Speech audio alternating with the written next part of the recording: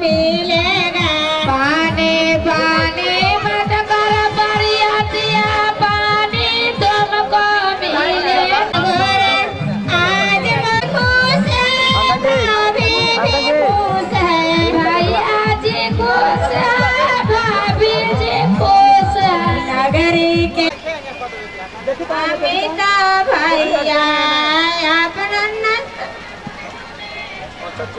अपना नाश्ता घर में ताला मारो है। बुझाता ही लाला एलवा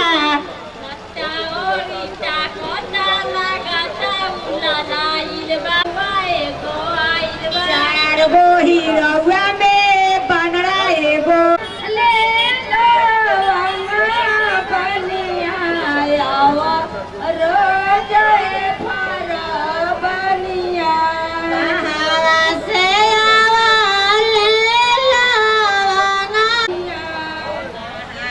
से आवा ले तिलक देवा राजा तिलक